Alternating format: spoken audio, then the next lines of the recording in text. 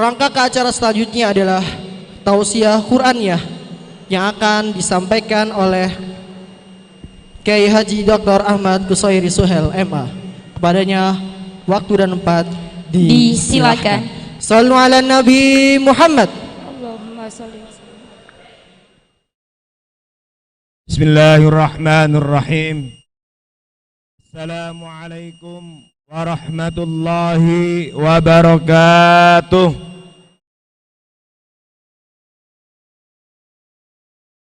Suaranya belum serempak, Bu. Assalamualaikum warahmatullahi wabarakatuh.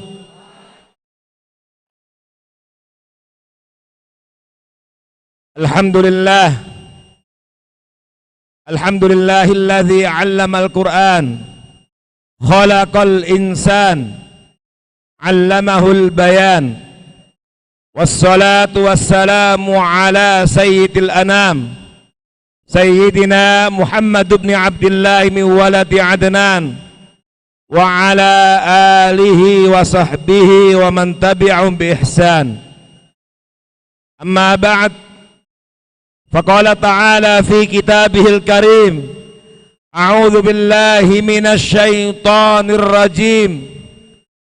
ثم أورثنا الكتاب الذين اصطفينا من عبادنا فمنهم ظالم لنفسه ومنهم مقتصد ومنهم سابق بالخيرات بإذن الله ذلك هو الفضل الكبير صدق الله العظيم.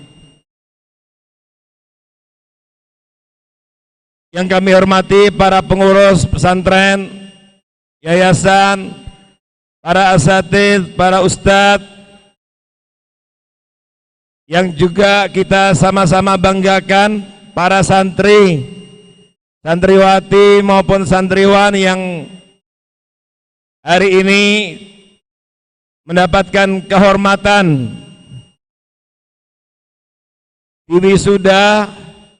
Kita doakan anak-anak kita, para santriwan, santriwati yang diwisuda, semoga Allah Subhanahu wa ta'ala memberikan kekuatan iman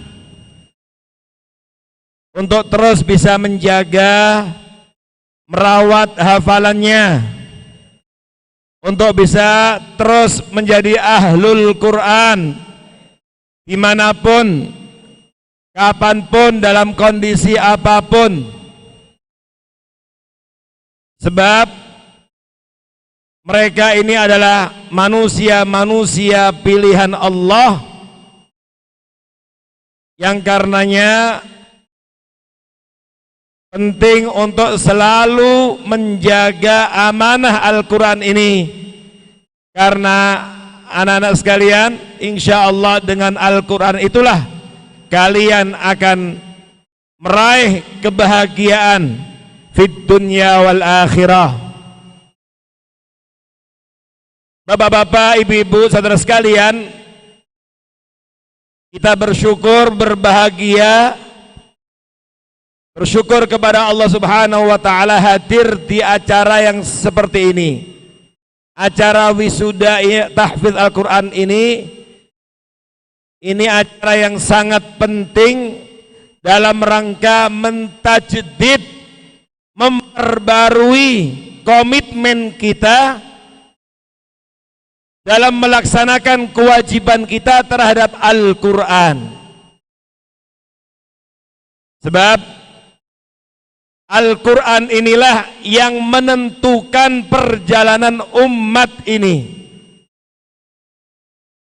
Bersama Al-Quran, sebagaimana tema yang ada di panggung ini, mencetak generasi pelopor untuk kebangkitan umat. Artinya bahwa umat ini pasti akan bangkit, pasti akan menang, pasti akan jaya kalau Quran kita semuanya, keluarga kita semuanya, anak-anak kita semuanya adalah orang-orang yang selalu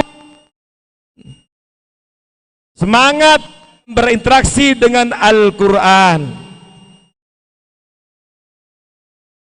Ini adalah jaminan. Kita tidak akan pernah bangkit, kita tidak akan pernah menang, umat ini tidak akan pernah maju kalau jauh dari Al-Quran. Betul gak, Dek? Betul? Betul gak? Suaranya bisa didengar dengan jelas, Bapak Ibu? Bisa didengar dengan jelas? Saya ingin tanya, betul nggak kalau kita jauh dari Al-Quran, kita akan mundur? Betul apa betul?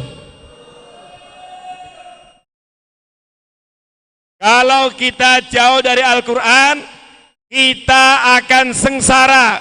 Betul apa salah?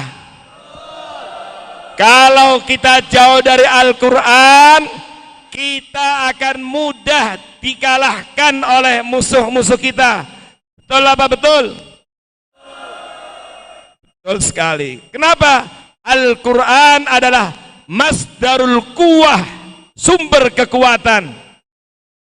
Al-Quran adalah masdarul izzah, sumber izzah.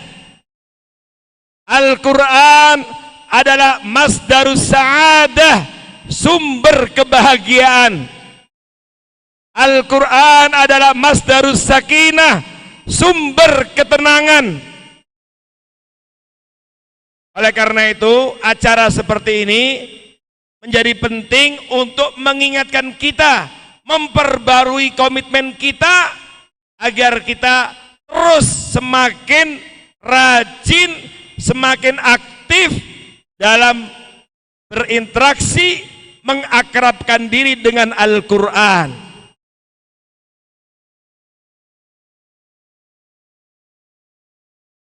Bapak Ibu, sekarang ini ada upaya yang sistematis, dan itu sesungguhnya bukan sekarang, itu sudah direncanakan jauh-jauh dari zaman dahulu. Musuh-musuh Islam itu sangat tahu, mereka faham Al-Quran itu masdarul quwwah, sumber kekuatan. Al-Quran itu adalah sumber izzah. Maka jauh beberapa tahun yang lalu mereka sudah merencanakan secara sistematis untuk menjauhkan umat, menjauhkan anak-anak muda, generasi-generasi muda, menjauhkan keluarga dari Al-Quran. Bapak Ibu bisa lihat, informasi ini sudah menjadi konsumsi publik. Ada di keputusan konferensi internasional orang-orang Yahudi di Basel, Swiss tahun 1800-an yang lalu. Mereka mengeluarkan 10 keputusan. Salah satu dari 10 itu adalah apa? Menjauhkan umat Islam. Mereka merencanakan membuat rekomendasi untuk menghancurkan Islam, untuk melemahkan umat Islam. Salah satunya adalah menjauhkan umat Islam dari Al-Quran. Makanya seorang mantan Perdana Menteri Inggris, William Gladstone, namanya William Gladstone, dia ini adalah penggagas Al-Istimar Al-Injilizi fi Syarqul Awsat. William Gladstone ini adalah penggagas penjajahan Inggris di Timur Tengah. Inggris ambisinya waktu itu ingin menguasai, menjajah daerah-daerah Timur Tengah. Negeri-negeri Arab mau dijajah, tapi mendapatkan perlawanan sengit, jihad berkobar di mana-mana. Akhirnya dia menyampaikan di depan parlemen Inggris. Adik-adik, nanti dibaca sejarahnya lagi. Bicara di depan parlemen Inggris, menyampaikan apa? Usulan. Ketika mendapati perlawanan dari kaum muslimin di negeri Timur Tengah, maka kemudian dia menyampaikan pidato di depan parlemen Inggris. Apa isi pidatonya? Dia menyampaikan ide, menyampaikan gagasan agar mudah mengalahkan umat Islam. Kata William Gladstone, dia bawa kitab suci di depan parlemen Inggris. Dia mengatakan, saya kutip dalam bahasa Arab, kebetulan saya mengambil S3 di University Malaysia. Ini saya kutip dalam disertasi saya di University of Malaya. Dia mengatakan, saya kutip dalam bahasa Arab, madama hadzal Quran hadzal kitab fi sudurihim, selagi kitab suci ini sambil membawa Al-Quran ada di hati-hati mereka. Siapa mereka maksudnya? Adik-adik? Siapa? Umat Islam. Selama kitab ini, kata dia, ada di hati-hati mereka, dihafal, dipelajari, dikaji, anak-anak mudanya semangat menghafal Quran, keluarga-keluarga kaum muslimin selalu meramaikan rumahnya dengan Al-Quran. Selama kitab suci ini ada di hati mereka, apa? Kita tidak akan pernah mengalahkan mereka. Falan tastati Uroba asaitara alaihim, maka Eropa termasuk Inggris tidak akan pernah mampu menguasai dan mengalahkan mereka. Allahu Akbar. Ini adalah pernyataan musuh Islam. Apa artinya? Mereka tahu betul bahwa ketika Al-Quran dibaca rajin, dihafal, seperti anak-anak kita yang kita saksikan wisudanya pada hari ini, selama anak-anak mudanya sibuk dengan Al-Quran, menghafal Al-Quran, keluarga rajin membaca Al-Quran, maka umat ini akan kuat dan tidak mudah untuk dikalahkan oleh musuh-musuhnya. Allahu Akbar. Oleh karena itu, Bapak Ibu hafizakumullah, selama masih ada anak-anak yang semangat menghafal Quran, selama Bapak Ibu masih terus semangat membaca, menghafal, mengkaji Al-Quran, insya Allah Indonesia mazalat bi khair. Indonesia insya Allah masih akan tetap baik. Mazala usratuna bi khair. Keluarga kita insya Allah masih akan tetap baik. Mazala mujtama'una bi khair. Insya Allah masyarakat kita masih tetap baik. Mazala watanuna bi khair. Insya Allah negeri dan bangsa ini masih baik. Alhamdulillah. Kenapa? Karena Rasulullah Sallallahu Alaihi Wasallam sendiri yang menyampaikan kepada kita. Bukankah ayat yang selalu kita dengar memotivasi kita untuk terus akrab dengan Al-Quran? Hadis sahih, khairukum man ta'allama al-Quran wa 'allamah.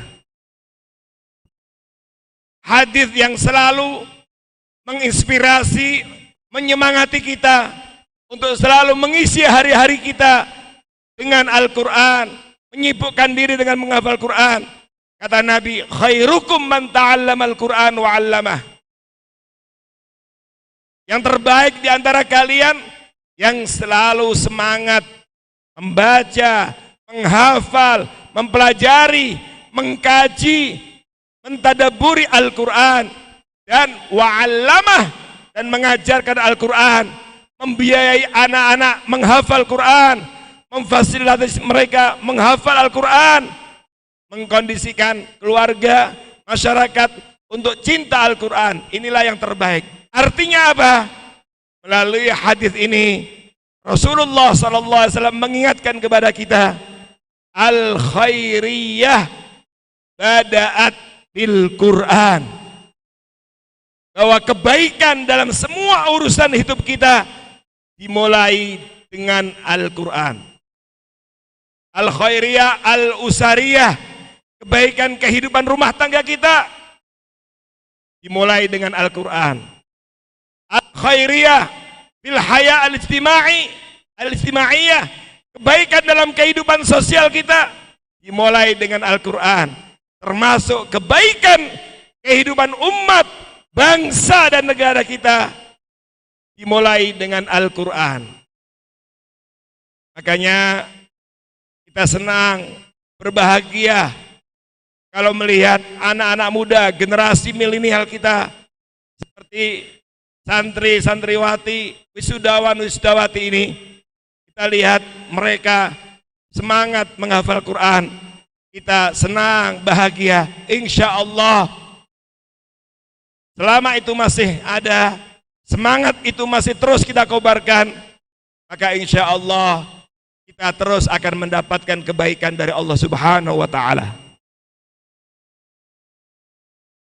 Maka untuk mengembalikan kehormatan, mengembalikan izzah, mengembalikan harkat martabat umat ini, di antaranya kita harus kembali kepada Al-Quran. Bukankah Allah Subhanahu wa Ta'ala sendiri yang menyampaikan kepada kita? Allah Subhanahu wa Ta'ala berfirman, wa innahu la dzikrul laka wa liqaumika wa sawfa tus'alun. Wa innahu, dan sesungguhnya Al-Quran, la dzikrul laka. Apa adik-adik artinya la dzikrul laka? Ada yang tahu artinya apa? La dzikrul laka? Kalau kita baca terjemahnya, peringatan bagimu. Tapi kalau Bapak Ibu buka tafsir Al-Quran, banyak para ulama tafsir menafsirkan wa innahu la dzikrul laka, itu tidak hanya sekedar peringatan bagimu, tapi apa? La syarafun laka. Syaraf, sesungguhnya Al-Quran adalah kemuliaan bagimu. Wali kaumika, dan bagi kaummu.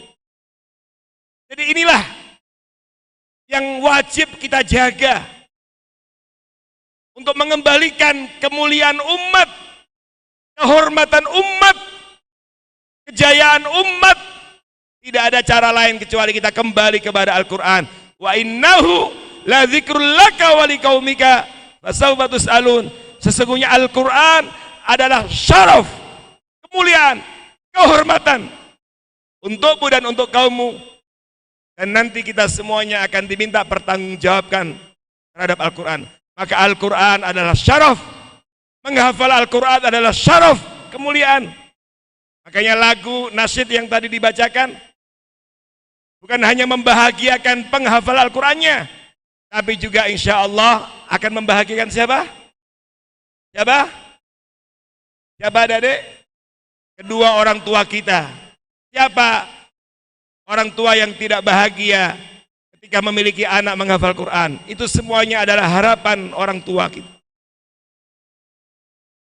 Tapi dia juga syaraf, amanah, tapi dia juga mas'uliyah, ada pertanggungjawaban.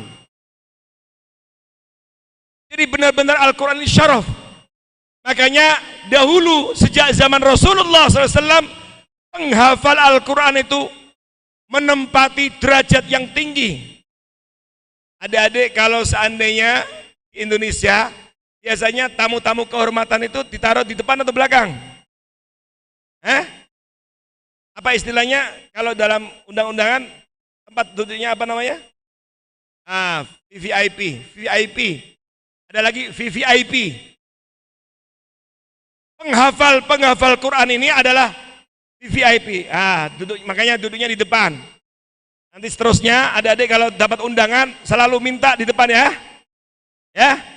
Nanti kalau dapat undangan di mana saja minta di depan. Harusnya seperti itu, memuliakan ahlul Quran. Makanya Anas ibnu Malik radhiyallahu anhu sebagaimana diriwayatkan Imam Ahmad dalam kitab Musnadnya, beliau cerita kepada kita bagaimana masyarakat pada zaman Nabi memuliakan ahlul Quran. Kalau yang namanya ahlul Quran biasanya hafalnya berapa juz? Disebut ahlul Quran, adik-adik biasanya hafalannya berapa juz? 30 juz. 30 juz berapa surat? Berapa surat? 114 surat. Ya kan? 114 surat. Itu adalah luar biasa. Tapi pada zaman Nabi, dengan menghafal 2 surat saja, itu dimuliakannya luar biasa. Kata Anas ibnu Malik, kana rajulu minna, dahulu kalau ada di antara kami yang hebat, membaca dengan baik, menghafal surat Al-Baqarah dan surat Ali Imran, jaddafina. Jaddafina itu syaraf, itu orang yang hebat. Kalau sekarang itu pantas diberi gelar doktor. 2 surat doktor. Bagaimana kalau 114 surat? Gelarnya apa itu? Jaddafina. Jaddafina itu azumafina. Dia itu orang yang hebat. Orang yang mulia. Sehingga mereka menghormati, menghargai. Itu baru hafal berapa? Berapa surat? Surat apa? Al-Baqarah dan Ali Imran. Bagaimana dengan 114 surat? Tadi saya tanya sama Ustadz Farid, katanya yang di wisuda adalah yang hafal 30 juz, berarti 114 surat. Masya Allah. Maka kalian berhak mendapatkan gelar lebih dari doktor. Amin. Jadi begitulah. Makanya Imam Mujahid mengatakan, orang yang menghafal Quran, menguasai, mentadabburi, memahami Al-Quran, mereka adalah orang yang paling dicintai oleh Allah. Ahabbun nas ilallah a'lamuhum bi kitabih. Manusia yang paling dicintai oleh Allah adalah yang paling akrab dengan kitabnya. Oleh karena itu, adik-adik yang diwisuda, kalian jangan puas selesai menghafal 30 juz. Dilanjutkan dengan memahami, ya. Dijaga hafalannya. Siap? Bukan hanya di sini, terus dijaga hafalan Qur'annya. Karena Al-Qur'an itu memang mudah dihafal, tapi juga mudah lupa. Mudah lupa. Al-Qur'an itu mudah dihafal. Itu jaminan dari Allah. Walaqad yassarnal Qur'ana lidzikr fahal mim muddakir. Lidzikr itu lil hifdz. Sebagaimana disampaikan para ulama tafsir. Sungguh kami mudahkan Al-Qur'an untuk dihafal. Makanya mudah. Saya dengar ada yang hafal setahun ya. Tahun. Adik-adik berapa tahun hafalnya? 2 tahun. Targetnya kata Ustadz Farid 2 tahunan. Maka mudah, Bapak Ibu juga insya Allah tanggal 12 Desember ini hadir di wisuda penghafal Quran. Tapi insya Allah kalau semangat menghafal Quran, pulang dari majelis ini, nanti insya Allah ada adik yang menyaksikan Bapak Ibu yang menjadi wisudawan wisudawati. Karena menghafal Quran itu juga mudah. Kalau Bapak Ibu pulang dari majelis ini, Bu, Pak, halo, Assalamualaikum. Alhamdulillah masih hidup. Kalau masih menjawab masih hidup.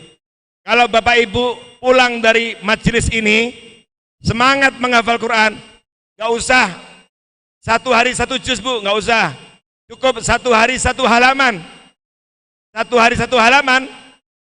Pulang dari majelis ini, Bapak Ibu di rumah menghafal Quran satu hari satu halaman? Berapa tahun? Selesai 30 juz.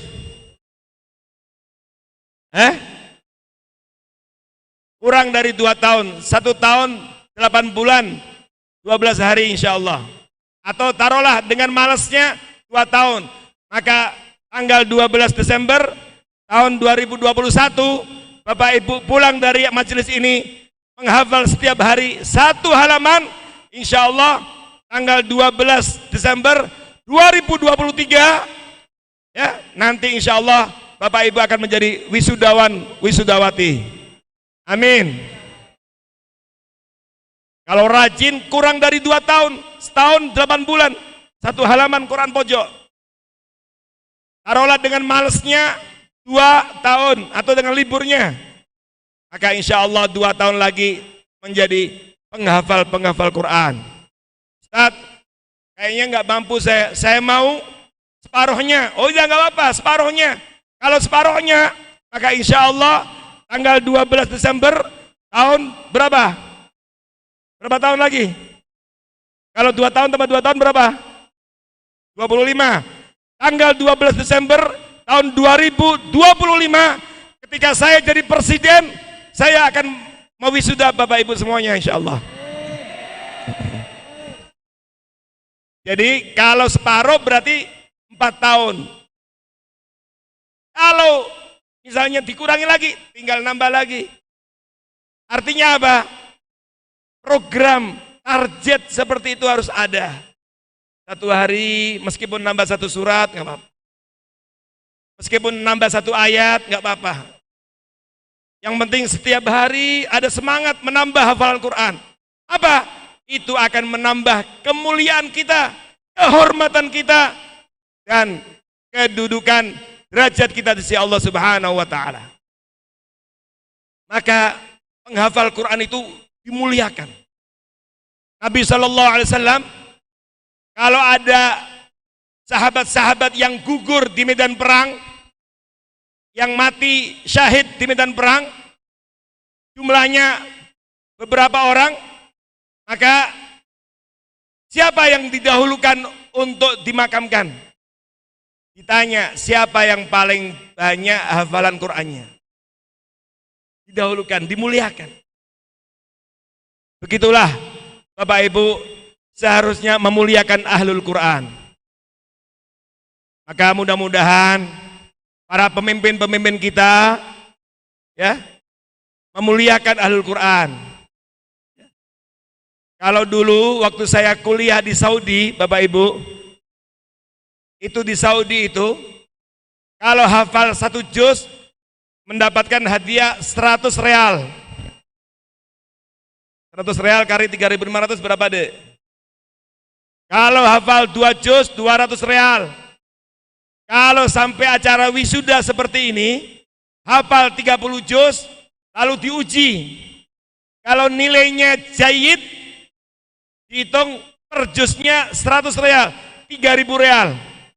Kalau nilainya jayyidan, dapat hadiah dari pemerintah langsung APBN. Pemerintah 1 orang diberikan hadiah 4.000 real. Kalau nilainya mumtaz, ujian tahfidnya 30 juz, dapat hadiah 5.000 real. Allahu Akbar. Nah, insya Allah ya. Mudah-mudahan nanti ke depan, kalaulah sekarang ya belum dapat penghargaan dari manusia, kalian sudah mendapatkan penghargaan dari Allah. Tapi harusnya pemerintah yang benar-benar mengharapkan keberkahan bagi negerinya, menghargai dan memuliakan ahlul Quran. Belum lagi ditambah dengan hadiah-hadiah yang lain.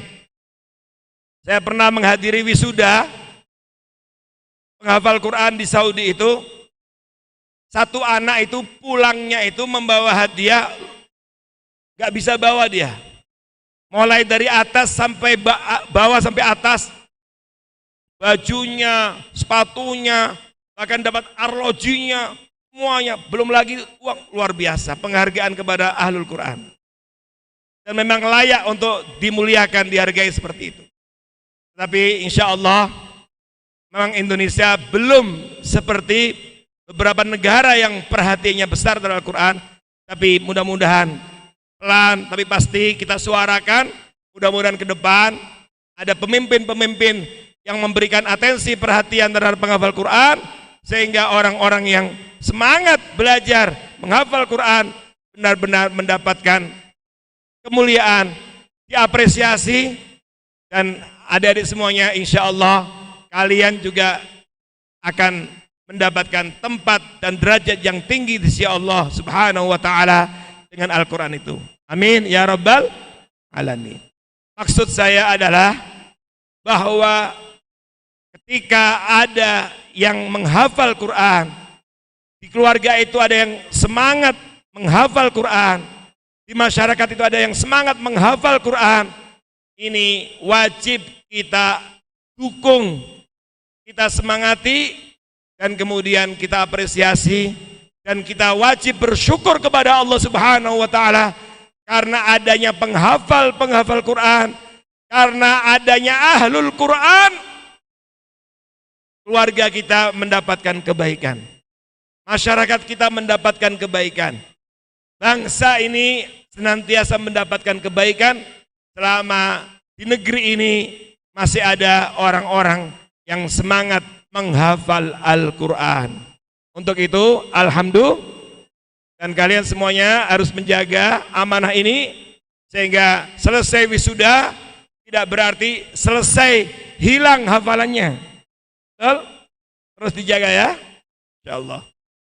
Terakhir, Bapak Ibu hafizakumullah, Allah Subhanahu wa ta'ala telah menyampaikan kepada kita bahwa adik-adik kita yang tadi kita lihat wisudanya, kita hadiri acara wisuda ini, para ustadz-ustadznya, lembaga-lembaga tahfidz Al-Quran, orang-orang yang semangat menghafal Quran, ini adalah min khiyaril ibad.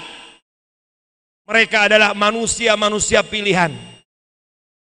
Apakah kita tidak iri? Apakah kita tidak ingin menjadi manusia pilihan Allah? Bapak Ibu pengen? Kita semuanya pengen.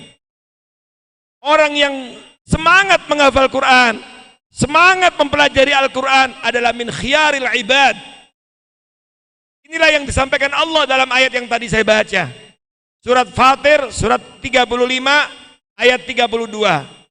A'udzu billahi minasyaitonir rajim. Tsumma awrathnal kitaba alladzina istafaina min ibadina.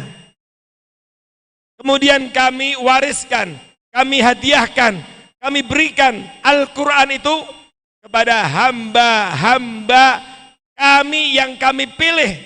Masya Allah, inilah hamba-hamba pilihan Allah. Jadi bukan sembarang orang yang dititipi Al-Quran, bukan sembarang keluarga yang dititipi Al-Quran. Maka Bapak Ibu, ini evaluasi penting buat saya dan kita semuanya. Kalau kita semuanya malas membaca Al-Quran, gak ada semangat menghafal Quran, berarti ini bahaya. Berarti Allah tidak mau menitipkan Al-Quran kepada kita. Berarti keluarga kita gak akan dititipi Al-Quran oleh Allah. Karena Al-Quran ini akan dititipkan kepada hamba-hambanya yang dipilih oleh Allah saja. Namanya pilihan Bapak Ibu berarti diseleksi.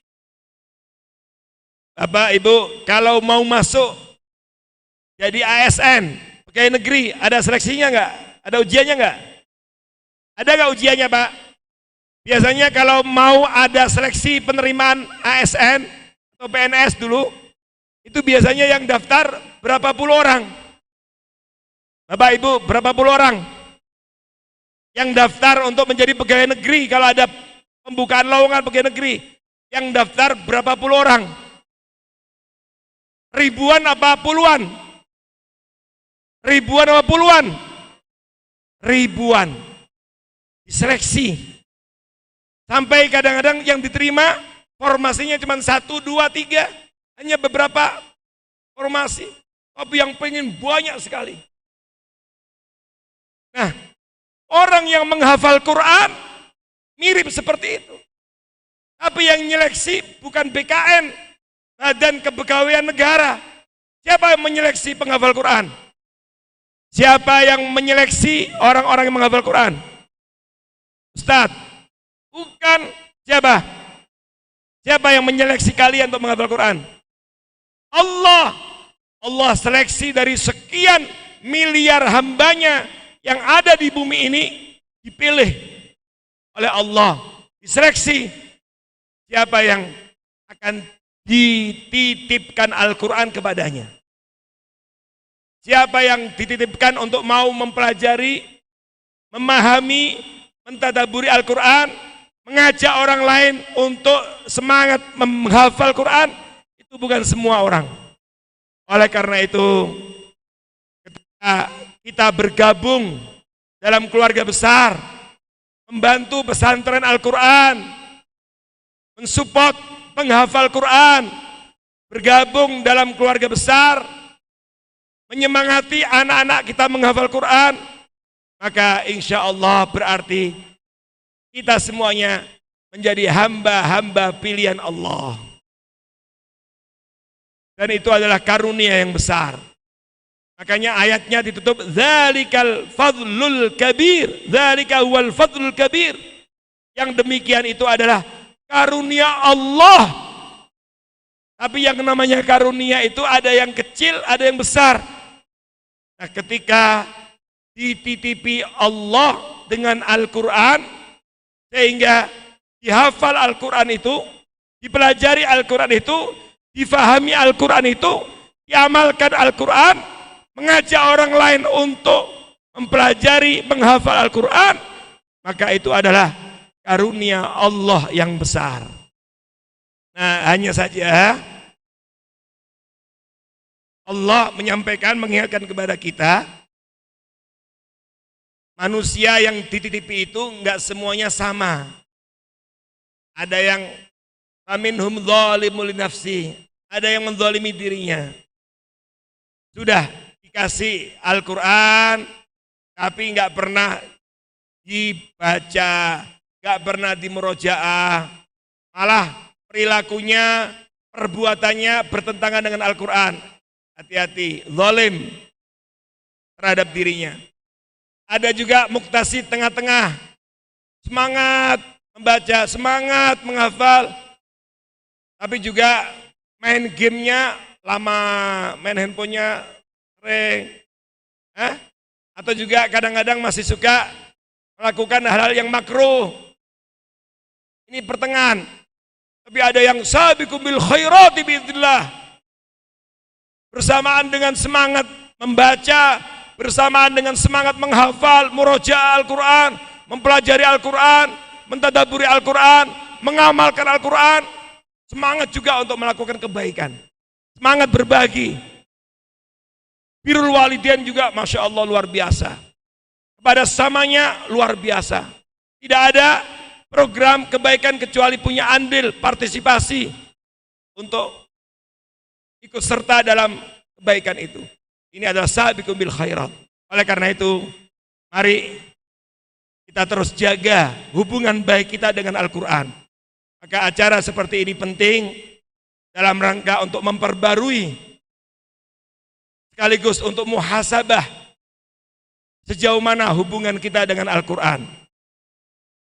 Termasuk sekarang ini Bapak Ibu, kita masih ada dalam suasana apa ini? Ujian apa? Pandemi COVID-19 yang masih kita rasakan, belum hilang sama sekali. Nah, saya tutup dengan ucapan Al-Imam Ibnul Qayyim. Di masa pandemi seperti ini, yang kita perlukan apa? Sehat, betul? Betul nggak? Kita semuanya pengen menjadi manusia yang sehat. Sehat ini mahal sekali di masa pandemi seperti ini. Nah, kata Imam Ibnul Qayyim, dalam kondisi seperti ini, ketika penyakit banyak, maka sebagai umatul Quran, umat Al-Quran, termasuk hajrul Quran, meninggalkan Al-Quran adalah adamul istishfa bil Quran. Kita kurang meningkatkan imun kita dengan Al-Quran. Kita kurang mengambil Al-Quran sebagai wasilah untuk penawar menyembuhkan penyakit lahir dan batin kita. Padahal Allah Subhanahu wa taala berfirman, "Wa nunazzilu minal Qur'an ma huwa syifaa wa rahmatul lil mu'minin." Dan kami turunkan dari Al-Quran itu ada yang menjadi syifa, penawar, penyembuh, dan rahmat bagi orang-orang beriman. Oleh karenanya, di masa pandemi yang seperti ini, harusnya karena kita ingin sehat, membaca Al-Qur'annya lebih rajin atau malas. Harusnya di masa pandemi ini, kalau kita ingin sehat, membaca Al-Qur'annya rajin atau malas? Harusnya rajin dan lebih rajin lagi, lebih sering lagi, untuk meningkatkan iman dan imun kita. Semoga kehadiran kita dalam majelis wisuda penghafal Al-Quran ini, semoga Allah Subhanahu wa taala bimbing kita untuk semakin semangat dalam mempelajari, dalam menghafal, dalam berinteraksi dengan Al-Quran. Amin. Dan semoga Al-Quran yang kita hadir pada acara wisuda penghafalnya ini, mudah-mudahan Al-Quran yang kita baca, yang kita pelajari, yang kita hafalkan, dan yang kita hadiri majelis ini, karena inilah sebaik-baik majelis ketika Al-Quran dipelajari, dihafal, dan ini banyak penghafal Quran. Semoga Al-Quran yang kita pelajari, kita hafal itu menjadi syafaat bagi kita semuanya pada hari kiamat nanti. Amin ya rabbal alamin. Nas'alullah subhanahu wa ta'ala ayyuwaffiqana wa usratana wa auladana wa dhurriyyatina fi hifdzi kitabih wa yaj'alana wa iyyakum min ahlil Qur'an wa hum ahlullah wa khassatuh. Amin ya rabbal alamin. Aqulu qawli hadza wa astaghfirullah li wa lakum wa fawqa kulli dhi ilmin alim. Wassalamu alaikum warahmatullahi wabarakatuh.